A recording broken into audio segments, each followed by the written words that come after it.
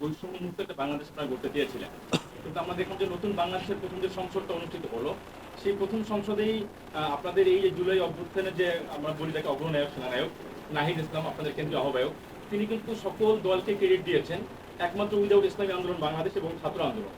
এবং আপনি মাত্র বললেন যে তারা মাঠে ময়দানে সোচ্চার ছিল এবং একমাত্র ব্যানারে তারাই সোচ্চার ছিল।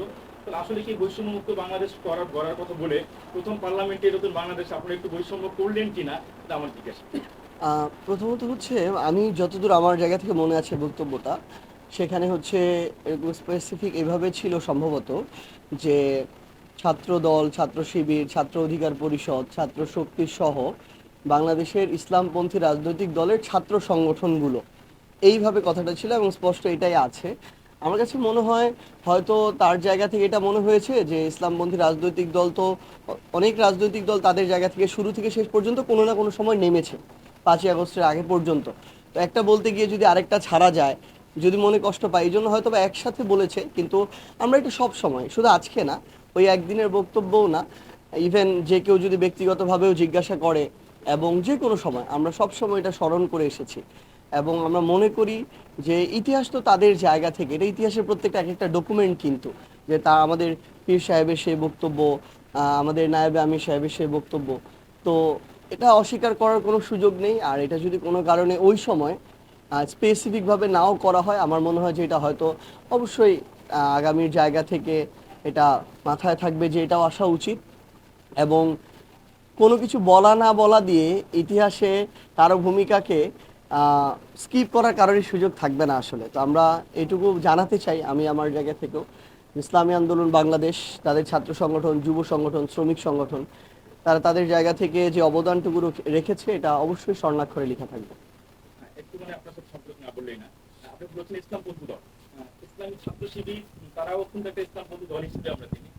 স্পেসিফিকলি তাদের কথা উল্লেখ করা হয়, তো এক্ষেত্রে আপনি জানেন ইসলামী হ্যাঁ, আন্দোলন বাংলাদেশ তারাও একটা রাজনৈতিক দল, না এটা, ইসলামপন্থী হিসেবে রাজনীতি করছে না। না ট্রু, এটা আসলে আমার মনে হয় এই জায়গা থেকে জুলাইয়ের শুরু থেকেই যখন আমরা আন্দোলনটা শুরু হয়, তখন আমাদের দু একজন একটা স্পেসিফিক কিছু দায়িত্বে ছিল।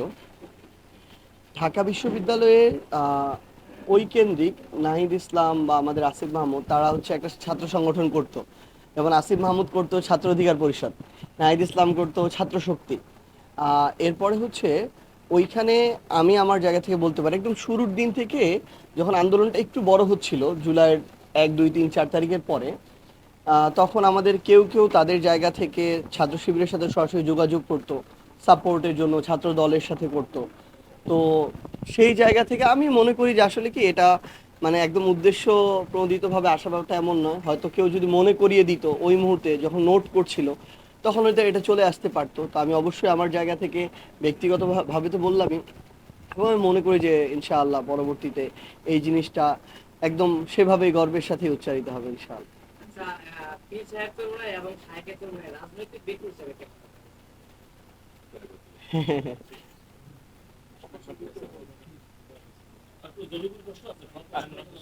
আমার মনে হয় মানে এখানে আমরা যেহেতু মাহফিলে আছি, মাহফিল কেন্দ্রিক একটা আলাদা বিষয়, বাট হচ্ছে আমাদের এই জায়গাটা থেকে আরো বের হওয়া উচিত।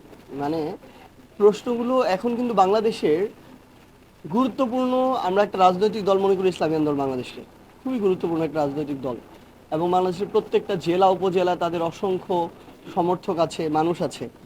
তো সেই জায়গা থেকে তাদের প্রত্যেকের ভূমিকা আছে, কারণ বাংলাদেশ একটা ক্রাইসিসের দিকে যাচ্ছে আমাদের মনে হচ্ছে রাজনৈতিকভাবে।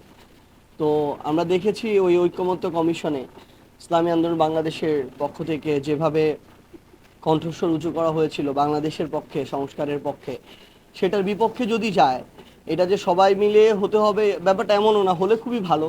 নাহলে নিজেদের জায়গা থেকে আবার প্রত্যেকের এই জায়গায় সোচ্চার হতে হবে, কারণ দিন শেষে